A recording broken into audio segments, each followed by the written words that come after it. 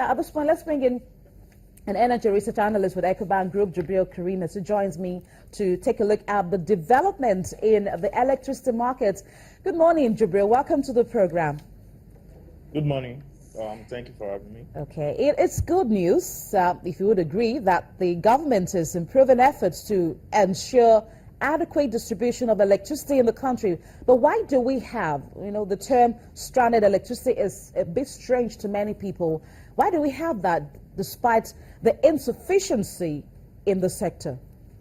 Well, if you look at it for a while now, we've been saying it that the generation capacity of Nigeria is quite well above what is being transmitted by the national grid.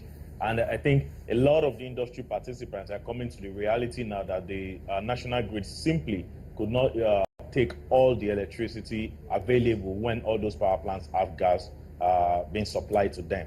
And what we have in the issue of Calabar, in the issue of the Calabar plant is that there is a lot of generation that they simply cannot inject into the national grid. And so the limitation of the Nigerian transmission network is being put to the limelight now with all this. And I think rather than spending so much, because it will require a lot of capital expenditure in revamping our transmission grid, the measure that is being taken now is much more ideal in the sense that you approve a direct negotiation between a power plant and a closed distribution company so that the power plant can directly send power to the distribution company. We've seen that there's already a plan on ground for ECO and Ikeja to purchase about 220 megawatts from Egbe power plant. What this means is that they will by that means bypass the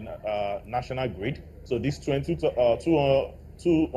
megawatt will simply be taken off the national grid, relieving the national grid and allowing the national grid to take in power from other places who would have otherwise remained stranded. And the same thing with Calabar and Port Harcourt distribution company. So this measure is quite, it's similar to concession in the sense that you have power being generated and being directly sold to distribution company, but it's not in totality a concessionary measure.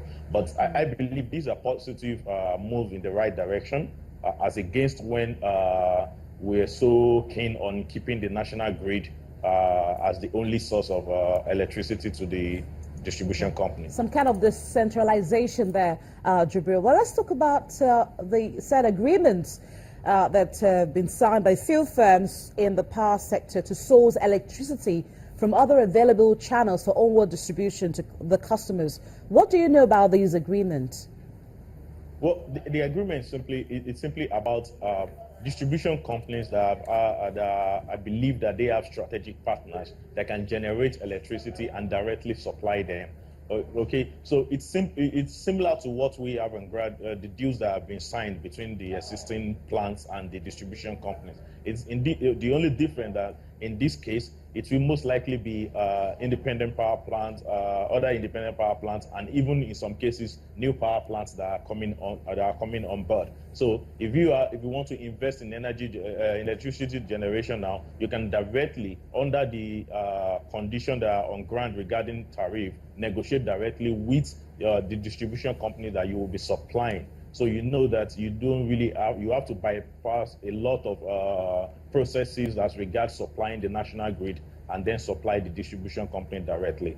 Much of the reduction in this long process of supplying the national grid and the national grid allocating electricity to different discos will make it quite attractive, because now I know who as a generation company, you know who your customer is, who you are selling to, and who your cash is due from. Some kind of relief for the discos at this time. Thank you so much, Jibril Karim, energy research analyst with Ecobank Group. Do have a great day.